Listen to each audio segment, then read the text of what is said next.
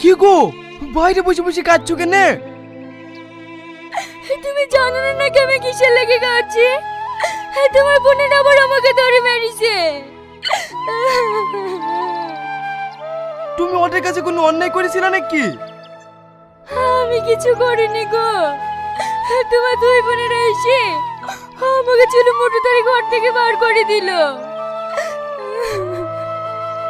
দিনের দিন ওদের সাহস বেড়েই যাচ্ছে। আসো, আজ ওদেরকে দেখছি।